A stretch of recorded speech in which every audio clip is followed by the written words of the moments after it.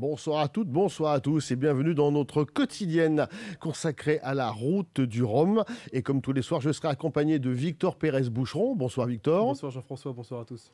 Ainsi que de Nicolas Coute, notre envoyé spécial en Guadeloupe. Bonjour Nicolas. Bonjour, bonsoir, comme vous voulez. Nous sommes à Baie-Mahault aujourd'hui, toujours à côté de Pointe-à-Pitre, au sein du siège du quotidien régional historique France Antilles, qui a, lui aussi, à l'image de cette route du Rhum destination Guadeloupe, une sacrée histoire. Merci Nicolas, on vous retrouve en effet dans quelques minutes. Et pour commencer, tout de suite, le sommaire de cette émission. Chez les ultimes, la victoire finale reste toujours indécise. À quelques 12 heures de l'arrivée, Charles Caudrelier sur Edmond de Rothschild et François Gabard sur Lazartigue ne sont séparés que de 60 000. Même scénario chez les Ocean 50 et les IMOCA où la bataille fait rage. Notre page spéciale dans cette émission avec Yves Parlier. Nicolas Coute, notre envoyé spécial, sera en direct de Guadeloupe avec Annick Fabrice, rédactrice en chef adjointe de France Antilles. Et nous aurons aussi, comme chaque soir, le journal du Rhum, la rubrique On Board ainsi que notre page réseaux sociaux. C'est bien sûr, je vous propose le résumé des dernières 24 heures en course. À quelques heures du dénouement de cette 12e édition de la route du Rhum destination Guadeloupe, le suspense est à son comble. Si Charles Caudrelier à bord de son Maxi Edmond de Rothschild mène la danse, les deux trimarans volants de François Gabard et de Thomas Coville sont en embuscade, toujours en lice pour la victoire finale.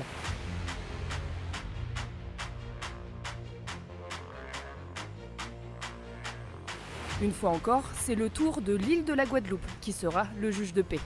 On est dans la visée. La bagarre, parce que l'écart n'est pas énorme avec le tour de la Guadeloupe devant. Jusqu'à la tête à l'anglais et jusqu'au tour de l'île, il reste encore plein de choses. Là, c'est un peu une course de vitesse pendant 24 heures. Le vainqueur est attendu dans la journée de mercredi devant le Memorial Act de Pointe-à-Pitre. Pour sa première participation à l'épreuve, Quentin Vlaminck sur son Ocean 50 Arkema continue de laisser ses concurrents dans son sillage. Pendant qu'au large des Canaries, la flotte des IMOCA, commandée par un Charlie Dalin impérial, espère pouvoir se glisser bientôt dans les alizés. T-shirt est sorti et attention, élément incontournable des voileux. La paire de Crocs. La paire de Crocs chaussettes. En classe 40, Johan Richaume reprend de l'avance sur ses poursuivants après le passage d'un nouveau front. Et pour une partie de la flotte, place aux réparations. Bonjour, c'est Martin de chez Carglass. La fissure tout du long là, dans la varangue. Avec la mer hier, ça s'est ouvert. Chez les Rhum Multi, Gilles Buckenhout tient toujours le rythme devant Roland Jourdain et Loïc Escoffier. Jean-Pierre Dick, lui, est toujours en tête du classement Rhum Mono devant Catherine Chabot et Willy Bissinte.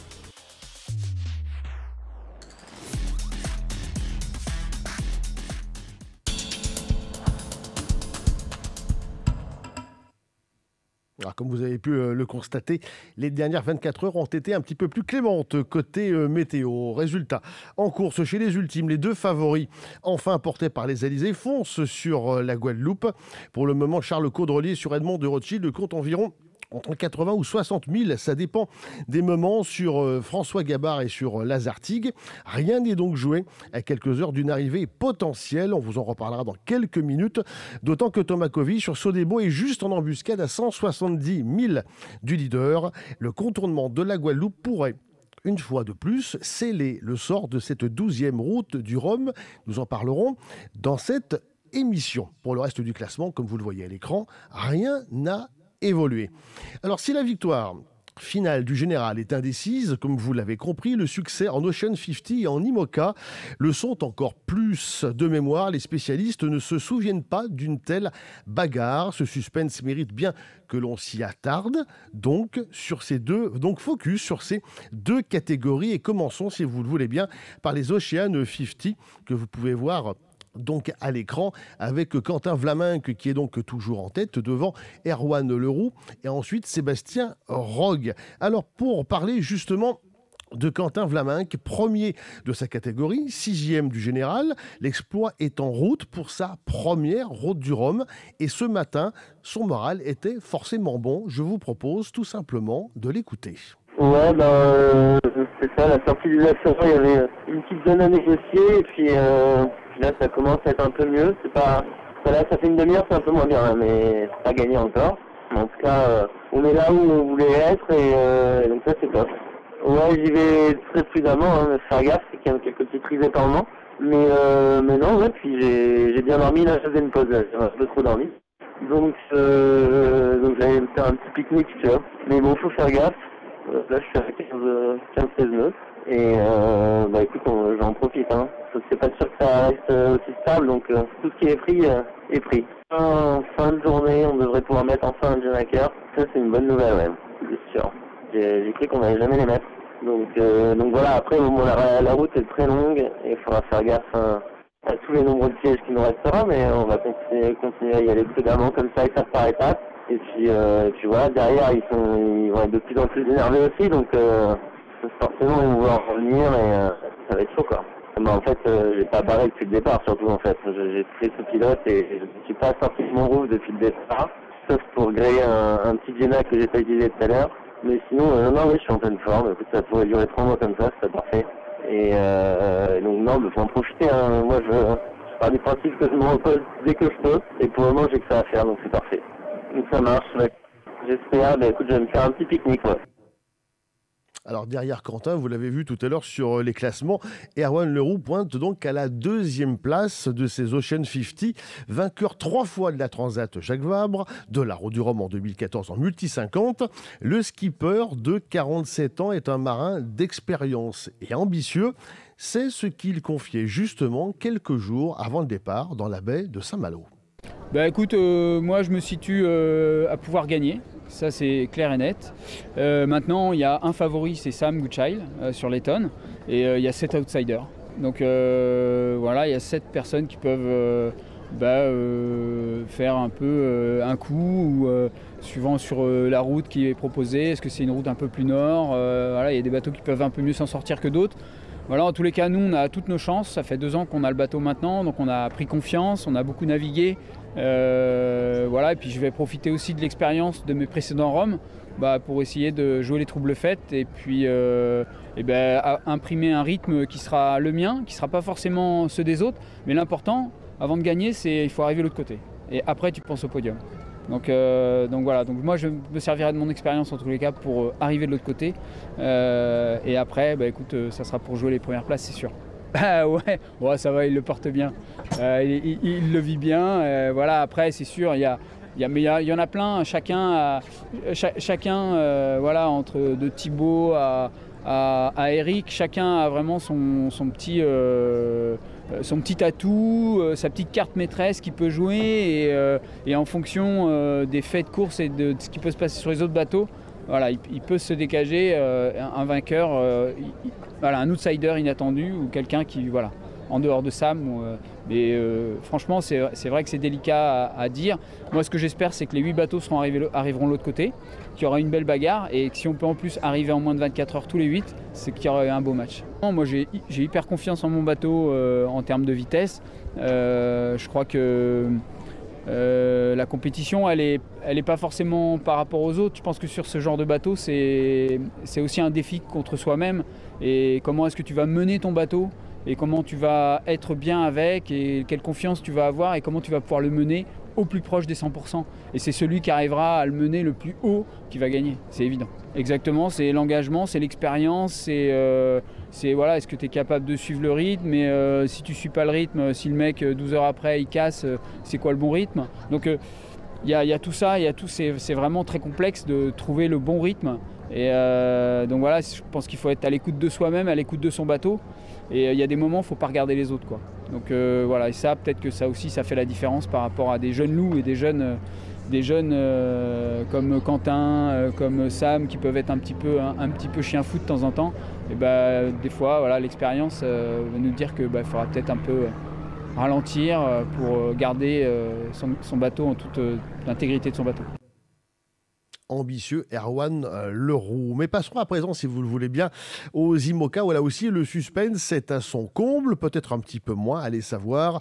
Charlie Dalin sur Aprilia est toujours en tête, ça fait de longues journées qu'il est en tête, devant Jérémy Bayou sur Charal et Thomas Ruyant sur l'Incaout, qui est lui aussi sur le podium. Les deux hommes entre Jérémy Bayou et Thomas Ruyant sont à quelques encablures, en sachant qu'ils ont à peu près 90 000 aujourd'hui, de retard sur Charlie Dalin, qui semble prendre en effet un petit peu les commandes de cette catégorie en vue d'une victoire finale. Alors à 38 ans, Charlie Dalin a déjà un joli palmarès avec entre autres une Transat Jacques Vabre ou encore la Transat AG2R, mais c'est la première fois qu'il participe à la route du Rhum, malgré tout outsider. Il ne cachait pas ses ambitions, lui aussi, à quelques jours du départ à Saint-Malo. On l'écoute. Je navigue sur Apivia 1 depuis la Transat Jacques Vabre 2019 qu'on a remporté avec Yann Elias. C'était la toute première course du bateau. On a eu j'ai fait le tour du monde avec ce bateau. J'ai franchi pour la première fois de ma vie les 3 caps, le cap Lewin, le cap Horn, le cap de Bonne-Espérance. Donc c'est la première fois que j'ai un bateau aussi construit pour moi. Donc j'ai forcément un attachement particulier à ce bateau. J'ai participé à sa conception du premier jour jusqu'à la mise à l'eau. Donc j'ai vécu plein de belles choses avec ce bateau. Et c'est vrai qu'aujourd'hui, j'aimerais bien terminer ce cycle de 4 ans aussi bien qu'il a commencé. On a commencé par une victoire, j'aimerais bien terminer par une victoire également. Ah oui, ça va être dur. La route du Rhum, c'est une course dure, elle a toujours été.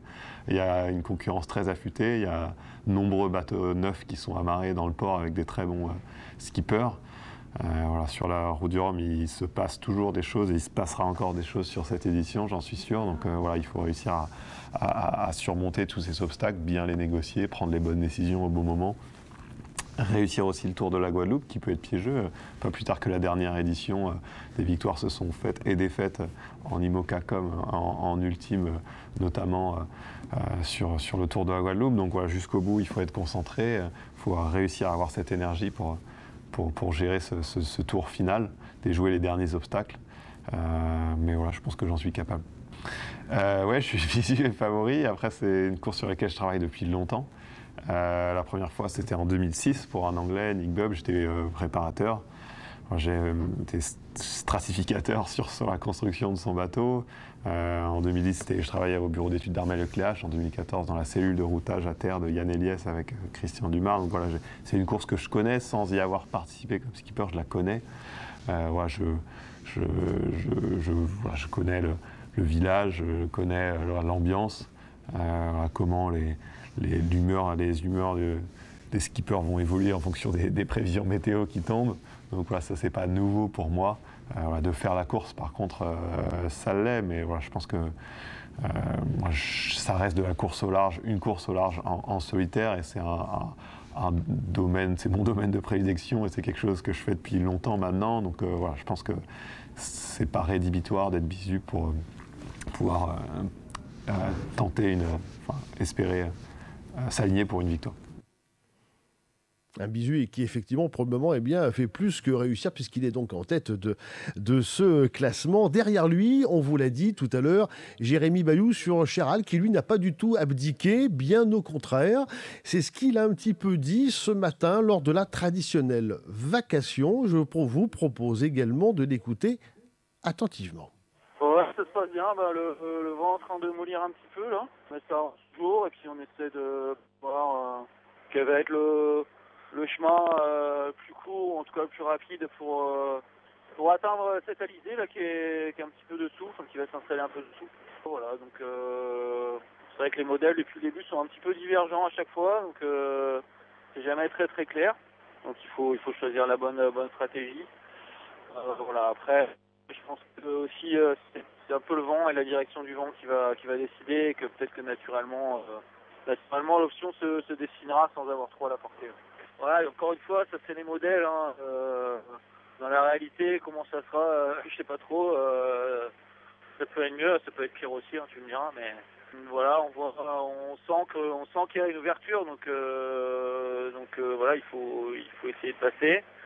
Et voilà, et puis de toute façon, tout le monde a choisi l'option de de passer par là. Donc c'est que voilà, on va pas aller faire un truc, un grand tour tout seul dans notre coin. C'est pas du tout ça l'idée. Donc voilà, non, content d'être là, content de ma stratégie depuis le départ.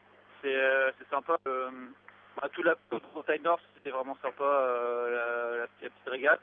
Bon, c'est vrai que Charlie s'est vite échappé, mais c'est vrai qu'en termes de régate, c'était sympa. Il y a du positionnement, et puis là, je me suis régalé à passer les îles des Açores. Là, on était en transition un peu entre deux grands phénomènes météo, et puis en plus, il y avait de la micro-météo avec les effets des îles, et puis surtout le monde autour. Donc ouais, c'était vraiment génial. En plus, voilà, la mer est devenue plate d'un coup. On a pu tirer des beaux virements. Il y avait les lumières des îles, donc c'était vraiment sympa. Et voilà. Et puis c'est sûr que c'est serré. Les vitesses des bateaux sont très proches. Et non, je me régale. Donc voilà. Je dis pas que j'aimerais que ça continue comme ça jusqu'à l'arrivée. C'est vrai que si j'étais capable de prendre un petit peu de champ, je dirais pas non. Mais voilà, pour l'instant, en tout cas sur les modes de près comme ça, les bateaux sont vraiment très très proches, notamment avec Holcim et Thomas Ruyant, avec qui je suis très proche depuis le départ. Voilà, c'est très équivalent, donc c'est sympa de régater dans ces conditions-là. En effet, un classement qui est encore loin d'être figé, et Thomas Ruyant qui est juste derrière en 3e position avec un écart d'à peu près 90 miles de retard sur le leader. Passons à présent à la catégorie des classes 40 avec le classement qui va s'afficher sur votre écran. À noter là aussi peu de changements mais des écarts très serrés avec Johan Richomme qui était 2e hier, qui est pour le moment 1er devant Xavier Macaire, et enfin Corentin Douguet. Les 3 hommes sont entre 15 et 20 miles simplement d'écart, et le classement change parfois d'heure en heure, donc le suspense réellement est à son comble dans cette catégorie complètement ouverte cette année. Globalement, Victor Pérez-Boucheron reviendra en détail, évidemment, comme tous les soirs, sur l'ensemble des performances des néo-aquitains. Tout à l'heure, Victor, dans votre journal du Rhum. Alors, pour évoquer ces résultats globaux de cette course, nous avons eu le plaisir tout à l'heure d'avoir comme invité Yves Parlier. Il s'est entretenu à nos micros. Je vous propose tout simplement d'écouter son interview qui a été enregistrée dans le milieu de l'après-midi. Alors, comme vous avez pu le constater, les classements en classe Ocean 50 et IMOCA sont donc très serrés. Et pour en parler ce soir avec nous, je reçois Yves Parlier. Bonsoir Yves. Bonsoir. Alors, on ne vous présente plus, ce sont des routes du Rhum à votre actif, des Vendée Globe et aussi des Transats Jacques Vabre. Alors Yves, bien sûr, vous suivez cette course, ces courses. Qu'est-ce qu'elles vous inspirent tout d'abord ? Eh bien, écoutez, il y a donc un magnifique plateau. Il y avait énormément de bateaux au départ, avec des bateaux particulièrement performants, et on voit que le niveau dans les catégories est élevé. Et aujourd'hui, la compétition est très serrée entre les différents bateaux. Il y a eu un peu de casse, parce que les conditions au mois de novembre dans l'Atlantique Nord sont pas faciles, avec des fronts froids qui passent, et derrière les fronts froids, les conditions de vent permettent d'allonger la foulée, mais la mer est en général très mauvaise, d'où une série de dématages et des retournements chez les multicoques. Vous, cette météo, au classement, notamment chez les Ocean 50, que ça soit si serré, Quentin Vlaminck a peu d'avance devant Erwan Leroux, est-ce que c'est une des raisons qui explique ce classement serré ?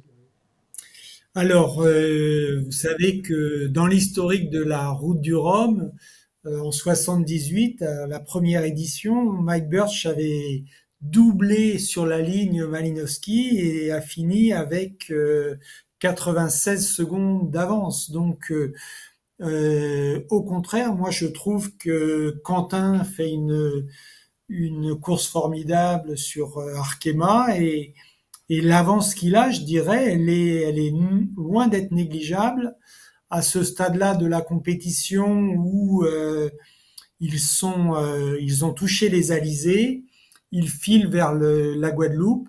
Donc c'est un bon avantage qu'a Quentin et qu'a Charlie Dalin en monocoque. Concernant Quentin, justement, Erwan Leroux est un navigateur d'expérience. Est-ce que vous pensez qu'il a encore des chances de revenir? Alors bien sûr, hein, une course n'est jamais gagnée. D'une part, il y a quand même quelques petits contrebords à tirer, tribord à mur, parce que d'un seul bord, il tomberait trop sud, au sud de la Guadeloupe. Et après, il y a une difficulté qui est de faire le tour de la Guadeloupe. Et c'est vrai que là, l'expérience paye, puisque sous l'île de la Guadeloupe et sous le volcan de la Guadeloupe, ben, il y a un endroit où il n'y a pas de vent et donc on peut facilement perdre les 2 heures d'avance qu'a Quentin, 2-3 heures d'avance qu'a Quentin. Est-ce que chez les IMOCA, le scénario est similaire pour Charlie Dalin qui est en tête et qui a quelques hectomètres, on va dire, allez, pour faire simple, d'avance sur Jérémy Bayou qui est sur Charal? Alors, il a vraiment, lui, Charlie, il a une bonne avance, mais par contre, il a quand même plusieurs poursuivants et non des moindres. Je crois qu'actuellement, c'est Thomas Ruyant qui est second. Et ils sont 4 ou 5 aux aguets derrière, jusqu'à VNB, Maxime Sorel. Donc il a un plus, il a énormément d'expérience, il connaît parfaitement son bateau. Donc je dirais que ça serait une surprise, ce serait vraiment une surprise s'il se faisait doubler. Mais il y a quand même des risques parce que une course, comme je disais, c'est jamais gagné jusqu'à l'arrivée. Un petit mot justement sur ces deux jeunes Français, Quentin et Charlie. Comment vous jugez ces deux jeunes skippers? C'est la relève? Charlie Dalin, je ne sais pas exactement quel âge il a, mais il a quand même déjà un Vendée Globe à son actif et pas mal de compétitions. Je crois par contre que pour Quentin, c'est sa première grande compétition en solitaire, sa première route du Rhum. Et donc, je suis très fier de lui. Je l'ai connu quand il était ici au lycée des métiers de la mer, passionné par la voile, passionné par les composites. Donc, quelque part, une histoire que avec Lalou, on a bien suivi et il s'est mis dans la roue de Lalou. Et aujourd'hui, c'est la concrétisation de toute une filière de jeunes que porte Lalou avec Lalou Multi. Donc, c'est un beau début de course, un très beau début de course et j'espère vraiment que ça va continuer pour lui. Alors, je vous avais englobé Charlie Dalin, Yves, parce que Charlie Dalin, c'est sa première route du Rhum. C'est pour ça que je vous posais cette question, en fait, parce que c'est sa première aussi.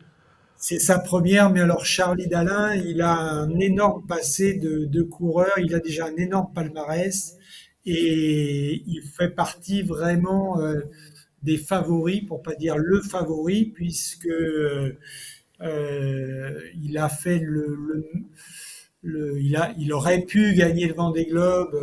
Il est arrivé le premier au Sable d'Olonne et il connaît parfaitement son bateau. Et on sait qu'aujourd'hui, c'est lui qui va le plus vite sur l'eau. Donc, clairement, c'est pas une surprise. Je dis pas que Quentin c'est une surprise, mais Quentin, c'est superbe pour lui et ça c'est une vraie première pour lui de mener une course comme ça, comme la Route du Rhum. Donc deux garçons avec un avenir certain, si on s'entend bien. Petite parenthèse pour terminer, parce qu'il n'y a pas que, évidemment, il y a la course, il y a le général, avec Charles Caudrelier et François Gabard qui se livrent aussi, bien sûr, tous les deux en tête une sacrée bataille depuis quasiment le départ. Yves, comment d'abord vous avez observé ce duel à distance? Alors, bah, comme les autres bateaux, on a vu que ça a été dur pour eux de dégolfer. Ils ont été obligés de faire une route assez nord, tout en essayant de passer au sud des dépressions. Mais la route des Alizés était pas simple. Par contre, finalement, la route des Alizés s'est retrouvée assez nord. Ils ont pu passer sur des alizés sans vraiment rallonger la route en restant assez proche de l'orthodromie. Et là, du coup, ça leur donne un angle de largue pour descendre sur la Guadeloupe. Ce qui fait que ben, ils devraient, malgré ce départ un peu laborieux, exploser le record de l'épreuve. Alors François Gabard, il y a 4 ans, était en tête. Il a été justement doublé en faisant le tour de la Guadeloupe. Vous en parliez tout à l'heure. Est-ce que cette fois-ci, c'est lui qui pourrait jouer un vilain tour à Charles Caudrelier, justement vu son expérience? Alors, vous m'étonnez. Je me demande si Joyon n'avait pas abordé le tour de la Guadeloupe en tête avec à ses trousses François Gabard. Mais bon, peut-être que je me trompe. On vérifiera, effectivement. J'ai un doute aussi, mais je crois que c'était ça. Donc, tout peut arriver, tout peut arriver. François est un compétiteur hors pair extrêmement expérimenté. Il connaît très bien l'arrivée, effectivement, sur la Guadeloupe. Et je crois que bah, tant que cette course, la ligne d'arrivée n'est pas franchie, tout est ouvert entre les deux concurrents, même si Charles aujourd'hui a une bonne avance et on sent qu'aussi son bateau est à l'aise et à la vitesse. Si vous deviez faire un pronostic, Yves? Eh bien, je mettrais Charles Caudrelier vainqueur toute catégorie, Quentin Vlaminck vainqueur en Océan 50 et puis Charlie Dalin sur les 60 pieds.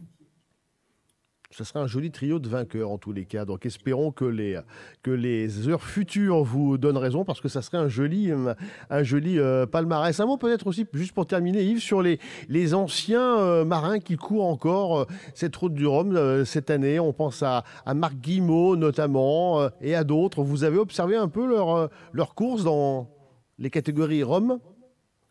Alors pas trop, j'avoue, parce que bah, je suis très occupé par mon travail au sein de Beyond the Sea, et donc, mais je sais que ils doivent faire le maximum et c'est bien de faire revivre ces anciens bateaux et d'avoir toujours le plaisir de naviguer sur l'eau, sur la mer. Et donc, c'est très chouette. Vous parlez à juste titre d'anciens bateaux, mais il y a aussi Roland Jourdain qui, lui, s'est lancé avec un nouveau bateau, hein, son projet We Explore, objectif développement durable. Est-ce que ça, ce sont des sujets aussi qui vous intéressent? Bien sûr, hein, donc Roland Jourdain développe depuis de longues années les composites avec des fibres naturelles, notamment le lin, et son bateau est construit en fibre de lin. C'est assurément un sujet non seulement qui m'intéresse, mais puisque moi-même je développe des systèmes de traction de navires par kite au sein de Beyond the Sea pour permettre à tous les bateaux à moteur de céder du vent quand le vent est là et de moins émettre de gaz à effet de serre. Alors justement, pour être exhaustif et pour terminer là-dessus, Yves, est-ce que vous pouvez nous décrire un petit peu votre activité Beyond the Sea en quelques mots? Qu'est-ce que c'est? Alors en quelques mots, Beyond the Sea développe et commercialise des ailes de kite, un peu comme le kitesurf, mais pour tracter les bateaux. On a un premier produit qui est plus pour la sécurité, on va dire, et certains marins dans la route du Rhum l'ont utilisé, comme Damien Seguin, par exemple, quand il a dématé. On a des ailes de 10 mètres carrés à 80 mètres carrés. Et on a un autre produit qui est le Sea Kite, qui, lui, est un kite avec un pilotage automatique pour vraiment économiser le gasoil et diminuer les pollutions. et à l'usage des plaisanciers, mais beaucoup aussi les professionnels, que ce soit les pêcheurs, les bateaux de travail ou demain la marine marchande quand on aura des ailes de grande taille.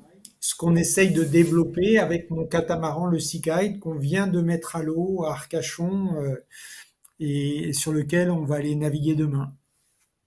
Alors, on vous souhaite bonne navigation. Peut-être que demain, quand vous serez en train de naviguer, vous savez, Yves, c'est peut-être le moment où justement Charles Caudrelier et François Gabard seront en train d'arriver à la Guadeloupe. Tout un symbole. En tous les cas, merci Yves Parlier de nous avoir consacré quelques minutes précieuses de votre temps et je vous souhaite une très belle fin de soirée. Merci. Bonsoir. Merci à vous. Et encore un grand merci à Yves Parlier qui nous a accordé cet entretien dans le courant de l'après-midi. Enchaînons à présent avec notre rendez-vous quotidien avec notre envoyé spécial en Guadeloupe, Nicolas Coute. Vous êtes ce soir ou aujourd'hui, ça dépend où on se trouve, Nicolas, avec notre consoeur Annick Fabrice qui est rédactrice en chef adjointe du journal France Antilles. C'est à vous, Nicolas. Oui, exactement. Nous sommes à Baie-Mahault, au siège de ce quotidien historique France Antilles qui a un peu plus de 55 ans. Il est né, si je puis dire, en 1965, ce beau quotidien dont vous voyez l'image face à vous. Nous sommes avec effectivement Annick Fabrice qui est la rédactrice en chef adjointe. Bonjour madame, merci de nous accueillir chez vous. Au travers des images d'illustration que j'ai pu tourner tout à l'heure, on a vu que c'était une rédaction qui travaillait d'arrache-pied. Il faut travailler d'arrache-pied. Nous paraissons tous les jours. Nous sommes le seul quotidien de l'île. Donc il y a intérêt à donner à notre lectorat l'information du jour, le lendemain. Et je rappelle quand même qu'on a un site internet, donc le jour même aussi. Et donc il faut travailler d'arrache-pied pour être performant et être à l'écoute de nos lecteurs. On reviendra bien évidemment sur votre couverture de cette 12e édition de la Route du Rhum destination Guadeloupe, avec l'arrivée des premiers, certainement, dans le courant de la nuit. Revenons furtivement, parce que c'était une mauvaise histoire, mais maintenant l'histoire est belle. Ce journal a disparu avant de renaître de ses cendres, disparu en décembre 2019, et il est revenu dans les kiosques 6 mois plus tard, juin 2020, en pleine crise de la Covid. Voilà, la disparition n'a pas été longue, fort heureusement. Nous sommes revenus donc pendant la Covid, mais on s'est mis tout de suite au travail. C'était important, la Guadeloupe, mais aussi la Martinique, qui était aussi concernée, et la Guyane ne pouvait pas rester sans une presse écrite. C'est nécessaire. C'est dans nos contrées, mais comme partout ailleurs. Il était important que l'équipe revienne, que le journal revienne et que nous soyons proches de nos lecteurs et que nous retracions au quotidien l'actualité de notre archipel. Je rappelle que la Guadeloupe est une archipel et donc il est nécessaire, il était important pour que l'information circule, pour que les gens ne se contentent pas simplement de ce qu'ils pourraient entendre sur les réseaux sociaux, mais qu'ils aient une information vérifiée, faite et gérée par des professionnels. Alors il est vrai que les politiques sont toujours là pour nous faire une carte postale idyllique de ce beau territoire qui est la Guadeloupe, à l'image de ce que nous avons vécu l'an dernier également lors de la Transat Jacques Vabre en Martinique, mais rien de mieux que pour sentir le cœur battre d'une île que de venir directement au siège du journal de presse écrite, parce que finalement c'est un côté patrimonial aussi, un quotidien. Alors, je tiens quand même à signaler que cet archipel est véritablement idyllique. Et oui, et c'est aussi France Antilles est bien ancré dans le quotidien des Guadeloupéens. Comme vous l'avez dit, ce quotidien est né en 1965. Pour les Guadeloupéens, c'est comme si ça fait partie de leur famille le matin. Il est important d'avoir le quotidien pour savoir ce qui s'est passé dans le pays, et le pays c'est encore un archipel, c'est-à-dire que nous avons les deux papillons, mais nous avons aussi les îles du Sud. Ce qu'on appelle les îles du Sud sont les îles de Marie-Galante, des Saintes, de la Désirade, et on ne peut pas être partout à la fois, et le quotidien sert de lien entre les gens. Mission sociale, on peut le dire, sociale et sociétale, que le rôle de France Antilles? Mais tout à fait. Je crois que ça arrive souvent, par exemple, que nous ayons des chercheurs d'université qui viennent de l'Hexagone ou des États-Unis ou de la Caraïbe qui veulent venir consulter les archives de France Antilles, puisque nous regroupons tout ce qui peut se passer sur l'île. Nous sommes vraiment indispensables pour que quel que soit le domaine, scientifique, maritime, la vie des gens au quotidien, quotidien parce que il est important, la partie, ce qu'on appelle la locale dans la presse quotidienne est importante chez nous, d'être présente dans les communes, de raconter ce que font les gens, raconter leur quotidien. C'est aussi une fonction très sociétale. Avec une distinction et surtout un vrai écart par rapport à nous, les métros, comme on est un peu appelé ici, c'est que le numérique, c'est pas encore tout à fait ça. On a besoin du contact encore avec le journal papier. C'est vrai que ici, c'est peut-être plus présent qu'ailleurs. C'est viscéral. Après, France Antilles, il faut aller sur le site www.franceantilles.fr. Nous avons une version digitale et qui s'améliore au fur et à mesure. Mais il faut tenir compte de toutes ces personnes qui se trouvent dans les zones blanches et qui n'ont pas accès ou pas de façon suffisante au numérique. Et donc le quotidien est important. Je veux dire que le quotidien, il est vendu dans toutes les boutiques de Guadeloupe, dans tous les coins les plus reculés de l'île, de l'archipel. Avec là aussi une particularité, c'est que l'on trouve plus facilement France Antilles que du réseau 4G selon certains endroits de l'île de la Guadeloupe. Ça vous fait sourire, mais pourtant ce n'est pas une gabegie ce que je suis en train de raconter. Revenons avec vous, Annick Fabry. Je rappelle que vous êtes la rédactrice en chef adjointe de France Antilles, quotidien régional de la Guadeloupe. Revenons sur votre couverture de cette 12e édition de la Route du Rhum, destination Guadeloupe, parce que, comme à chaque fois, vous mettez le paquet. Nous sommes au cœur de la Route du Rhum. Je crois que c'est un événement exceptionnel qui a lieu tous les 4 ans. Donc, il y a besoin que nous soyons présents, que les journalistes soient sur le terrain, qu'on raconte ce qui s'y passe. La Route du Rhum, ça sera dans 4 ans. Donc il faut aujourd'hui vivre à l'unisson. Ce sont vos Jeux Olympiques ? On peut dire ça si on veut. On peut dire ça. Il y a eu d'autres événements. On a eu les Jeux de la Guadeloupe, les Jeux de la Caraïbe en athlétisme il n'y a pas très longtemps. Je rappelle, il y a quelques années, on a eu une partie de la Coupe Davis en Guadeloupe. Enfin, il se passe de grands événements chez nous, mais la Route du Rhum, c'est quand même tous les 4 ans. Et donc, quand ça arrive, il faut être sur le pont, il faut être présent, il faut raconter ce qui s'y passe, et il faut vivre. Il faut faire vivre aussi, surtout. On rappelle que vous tirez à 7000 exemplaires en semaine du lundi au jeudi, 12 000 exemplaires pour une version hebdomadaire vendredi, samedi et dimanche, et puis le magazine également que vous sortez. La Route du Rhum, qu'est-ce que ça apporte au territoire ? Alors, ça rapporte en tout cas, première chose, une visibilité. Depuis 3 semaines, depuis 1 mois, même sur les chaînes nationales, on ne parle que de la Guadeloupe. Donc c'est déjà un apport très important. Ça veut dire que des gens qui ne connaissent pas notre pays, qui ne savent pas où se situe la Guadeloupe, désormais, dorénavant le savent et ont envie de venir voir ce qui s'y passe. C'est l'occasion de montrer tout ce qu'on sait faire dans ce pays, montrer nos atouts, parler de tout ce qui va bien et faire venir du tourisme. Donc c'est un élément important. Je veux dire, aujourd'hui, les hôteliers, les restaurateurs, les loueurs de voitures n'ont plus de place. Donc économiquement, c'est viable pour la Guadeloupe. Les artisans qui sont exposés, certains sont allés à Saint-Malo, ils ont présenté leur savoir-faire, ils ont présenté ce qu'ils savaient faire. Donc pour certains, il y aura certainement des retours. Donc tout moyen de visibilité est important et faire vivre l'économie du pays, faire vivre l'économie de l'archipel. Merci beaucoup Annick, et ça fait plaisir de voir un quotidien régional qui renaît de ses cendres. On est plutôt côté sable blanc en ce moment à France Antilles avec cette Route du Rhum et de manière générale avec les ventes qui augmentent de plus en plus, les abonnements aussi, et on est ravis de pouvoir les retrouver, que ce soit en Martinique, en Guyane en version numérique ou ici en Guadeloupe. Merci à eux de nous avoir reçus, puis on le rappelle avec nos confrères de France Antilles, il y en a un juste derrière le photocopieur derrière nous qui est en train de travailler sur son Mac. Je peux vous dire qu'il prépare les papiers pour demain et qu'il sera certainement, comme nous, dans le courant de la nuit, sur les pontons de Pointe-à-Pitre. Souhaitez-lui bon courage. Merci Nicolas et merci à votre invité. On vous retrouve tout à l'heure à la fin de cette émission. On enchaîne comme tous les soirs avec évidemment l'une des rubriques quotidiennes de cette émission. Vous la connaissez, c'est le Journal du Rhum et il vous est présenté évidemment par Victor Pérez-Boucheron. On ouvre le Journal du Rhum de ce mardi 15 octobre. Nous ferons comme toujours un point sur la météo pour commencer avant de s'intéresser à la course. Nous ouvrirons comme d'habitude notre page Focus sur un marin de Nouvelle-Aquitaine. Aujourd'hui, nous nous intéresserons à Quito de Pavan, originaire de Saint-Pardoux-la-Rivière en Dordogne. Et nous terminerons par les résultats de nos néo-aquitains. Un flux de sud-ouest fort domine dans le golfe de Gascogne, à l'avant d'un front froid pluvieux orageux associé à l'ancien cyclone Nicole à 968 hectopascales et centré au nord-ouest de l'Irlande.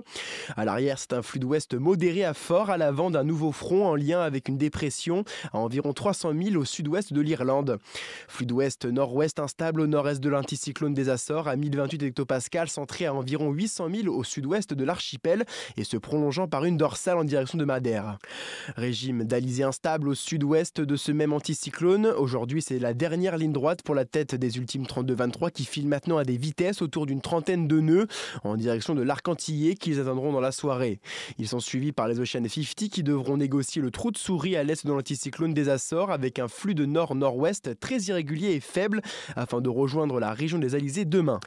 C'est à peu près la même histoire pour les IMOCA, mais qui eux devront certainement attendre la fin de semaine pour espérer toucher l'Alizé. La classe 40 reste dispersée des Açores aux côtes portugaises et il sera plus simple pour eux de négocier le passage de la dorsale à l'ouest qu'à l'est où la zone de Molle sera nettement moins négociable. La grande majorité des roms multi et roms mono subiront au nord du 42e parallèle un fort flux d'ouest instable dans le régime de traîne et à l'avant d'un nouveau front pour demain. L'état de mer restera également pour eux très dégradé avec des vagues de 4 à 5 mètres.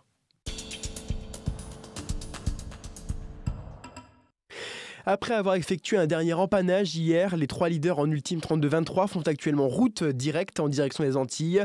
Pour eux, terminer les grandes manœuvres stratégiques, en tout cas jusqu'à la tête de l'Anglais au nord de Basse-Terre, où le premier, Charles Caudrelier Maxi Edmond de Rothschild, est attendu dès mercredi matin entre 8h et 13h, heure de Paris. Pour les classes 40, après avoir évoqué la possibilité d'effectuer un arrêt technique aux Açores afin de régler les soucis de moteur auxquels ils ont été confrontés depuis le départ, Corentin Douguet, le skipper Keguiner Innovo, a annoncé son choix de finalement poursuivre sa course et, par ricochet, sa bagarre pour la première place chez les classes 40. Chez les IMOCA, récupéré hier après-midi par un cargo à la suite d'une explosion qui s'est produite à bord de son IMOCA aux couleurs de Nexant Arts et Fenêtres, avant que ce dernier sombre au large des côtes portugaises. Fabrice Amedeo sera débarqué aujourd'hui dans la ville portugaise de Ponta Delgada sur l'île de São Miguel dans l'archipel des Açores. Les abandons, au total 21 solitaires ont abandonné, 13 en classe 40, 4 en IMOCA, 2 en Rom Multi et en Ocean 50. Il reste donc 117 marins en course, avec un nouvel abandon aujourd'hui, le croate Ivica Kostelic, victime de la perte de ses aériens qui se sont arrachés aux prises avec de nombreux autres pépins techniques qui se cumulaient. Le focus du jour est dédié au Dordogne de naissance Quito de Pavan. Les dernières heures ont été difficiles pour lui qui a connu beaucoup de péripéties sur son bateau. Faisant front, il continue à tailler la route vers la Guadeloupe en choisissant une option au sud des Açores. Il est actuellement 15e au classement général. On écoute Quito de Pavan au départ de cette route du Rhum. Beaucoup de bonheur. Déjà ici, moi j'en ai rêvé pendant très longtemps. Mon moteur, c'est la frustration. Voilà, donc j'ai connu la première route du Rhum en 78. J'ai vu, comme tout le monde, les images formidables de Mike qui dépassait Michel Maniewski sur la ligne d'arrivée. Et puis à ce moment-là, moi j'avais 17 ans à l'époque. Et j'ai rêvé de faire ce truc-là. Donc j'en ai raté quelques-unes avant de faire ma première à 50 ans. 17 ans, 50 ans, voilà, il faut être opiniâtre dans ce métier-là. Et donc je profite à fond de ces éditions de la Route du Rhum. Je me souviens, il y a 20 ans, j'avais suivi le départ de la Route du Rhum avec une radio locale ici qui s'appelle Sing Sing. Alors malheureusement, je crois qu'elle ne fonctionne plus. Et on était parti sur un petit semi-rigide, on était rentré mais trempé, il n'y avait plus de matériel qui fonctionnait, c'était formidable. Et là aujourd'hui, je profite. Le bassin s'est bien rempli, aujourd'hui on est 138. On a l'impression que c'est ouvert à tout le monde. En fait, c'est pas vrai du tout. Il y a beaucoup de gens qui ne sont pas là, qui auraient rêvé aussi de faire cette route du Rhum. Donc il faut profiter de ces moments-là, parce que c'est assez magique. Et je peux vous dire que les étrangers, pour en côtoyer beaucoup en Méditerranée, sur toutes les courses qu'on peut faire, nous envient beaucoup ce moment-là. Mais bien sûr, ça n'existe nulle part ailleurs. On est le seul pays à proposer finalement toutes ces courses en solitaire, que ce soit la solitaire du Figaro, la Mid-Transat, la Route du Rhum, ou le Vendée Globe et plein d'autres. Et d'ailleurs, je suis surpris que ce qu'on sait faire ici en France, on n'ait pas été capable de l'exporter. Qui n'est pas une solitaire du Figaro en Nouvelle-Zélande par exemple, ou aux États-Unis, ou même en Italie. C'est étonnant, ça viendra peut-être. C'est assez fantastique, en fait on s'aperçoit que c'était quelque chose qui manquait dans le paysage de la course au large, des bateaux fun qui permettent de faire cette route du Rhum. qui est un grand truc, parce que je pense que sans la route du Rhum, la classe 40 n'aurait pas ce succès-là.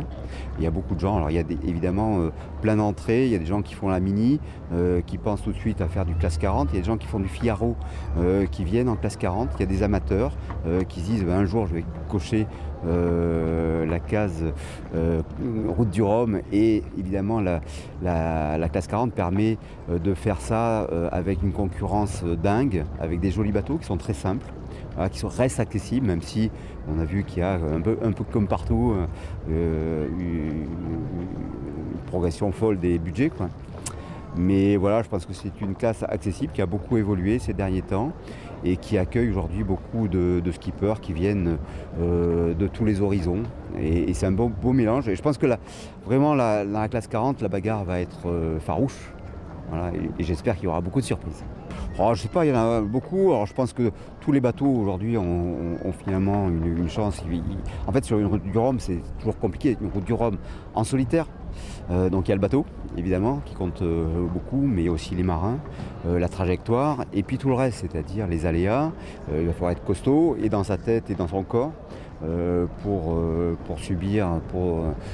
accepter de subir des éléments qui risquent d'être pas très favorables au début. Donc c'est complet, il y a toujours beaucoup de surprises. Je pense qu'il y a beaucoup de bateaux qui peuvent créer la surprise, donc il faut suivre tout le monde. Voilà, je pense qu'il va y avoir de la bagarre à tous les étages, et en tête de flotte et à l'arrière. Et je pense qu'il y aura effectivement beaucoup de routes très très différentes. Et il va falloir attendre les derniers jours pour connaître le vainqueur de la route du Rhum en classe 40. C'est compliqué, on a un bateau qui attaque sa 3e route du Rhum. Dès le départ, c'était un très bon bateau qui a été construit à Saint-Malo d'ailleurs. Il revient un peu sur son lieu de naissance, qui a été construit par Yannick Bestaven, Yaya, qui avait fait un très très beau bateau. Nous, on a racheté ce bateau-là pour la route du Rhum, donc 2018, qui s'était bien passé. On était déjà 53. Hein, franchement, moi, quand je me souviens, il y a 4 ans, c'était difficile de se positionner dans cette classe. Et c'était bien passé, voilà, j'avais fait 5e dans cette catégorie, après avoir fait 3e en 2014. On ouvre pour finir la page Nouvelle-Aquitaine avec les classements de nos skippers. Nos classes 40 avec Jean-Baptiste Daramy et Quito de Pavon sont route à la 15e et 16e place. Les deux IMOCA, Yannick Bestaven, Maître Coq 10e et Arnaud Boisser perd une place et est donc rétrogradé à la 16e place. De la catégorie des ultimes, Arthur Levaillant sur son mieux toujours 6e et François Gabard reste vers Lazartigue le Charentais 2e derrière le leader Charles Caudrelier.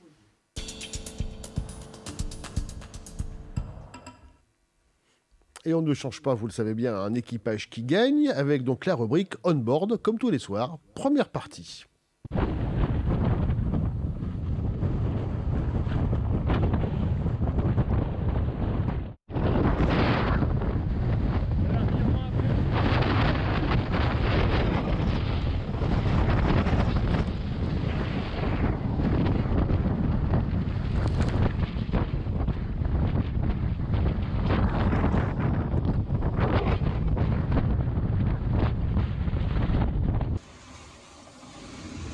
Bienvenue à bord de Médecins du Monde.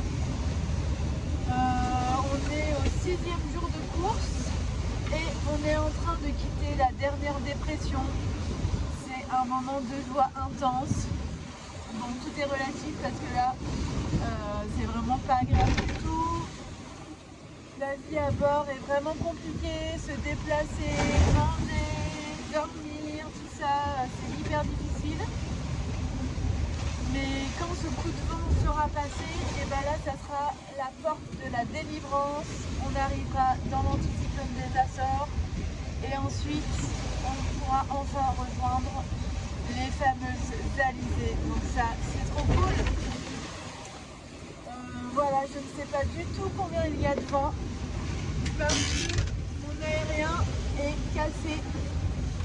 Bon, ça c'est pas grave. Mais là on voit je pense pas qu'il y ait 9 nœuds. Non, il y a un petit peu plus. Mais surprise, je ne sais pas. Voilà, à part ça, tout va bien. 2 ritrinquettes, c'est la fête.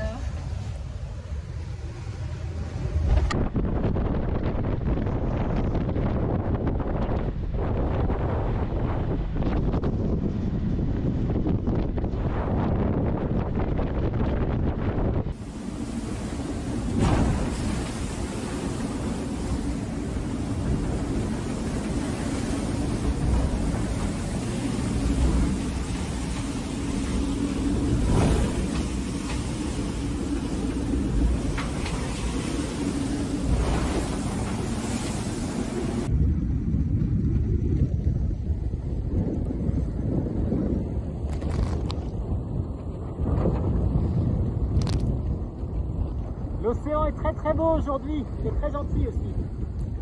C'est trop cool. Bon, après il y a encore quand même 27 nœuds. Hein. Et la mer est beaucoup plus maniable. Nous on est par là. On va aller vers Madère qui est à 300 000. Et ensuite là, dès que ça devient vert c'est du spi. Direction la Guadeloupe. Hop là! Salut à tous, à bord de Charal.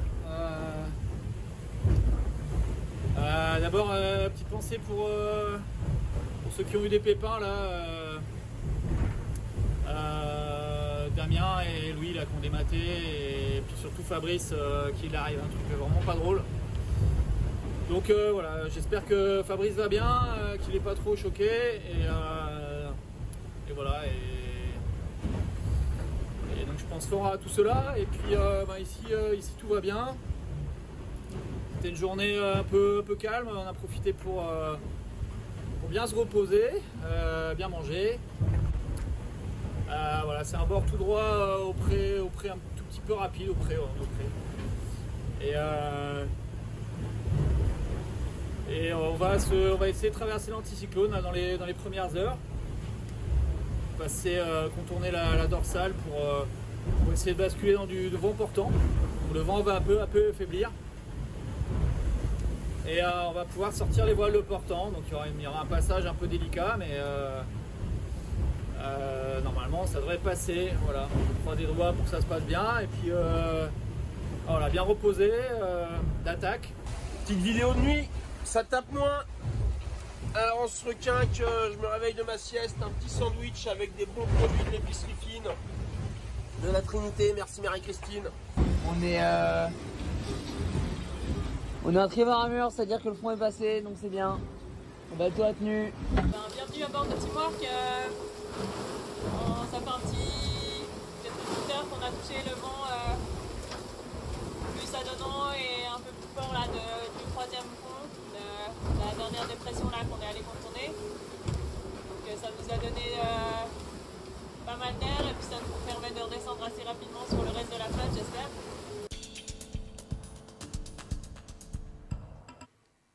Et une rubrique on-board qui se poursuit ce soir exceptionnellement avec des images exclusives des Roms Mono.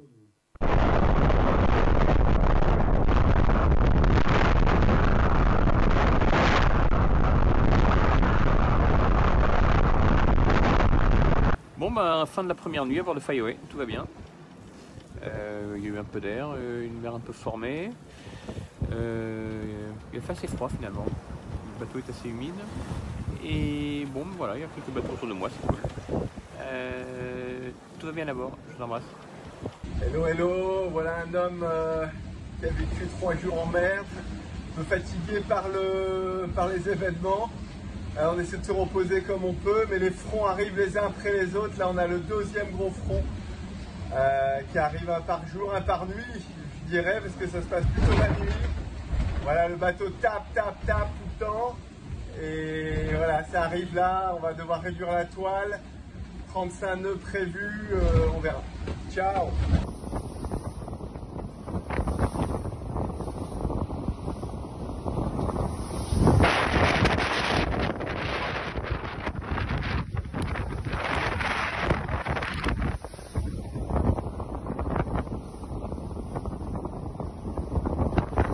Brilleux.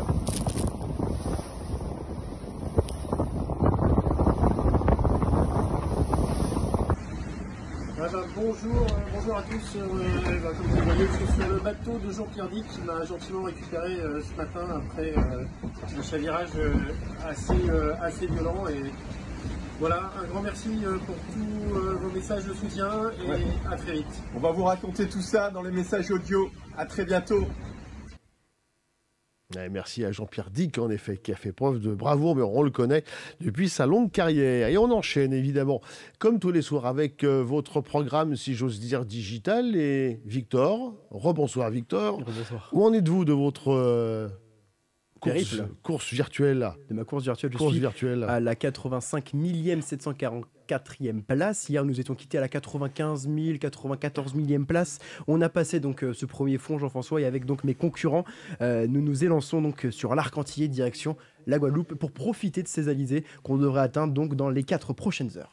Donc pour le moment, vous êtes confiant pour remonter au classement? Remonter au classement, je ne sais pas, mais pour garder ma place dans les 85 millième, 80 millième, l'objectif, on va se mettre un objectif, vous savez quoi? 77 millième place. Voilà. C'est noté, on en prend note, merci à vous.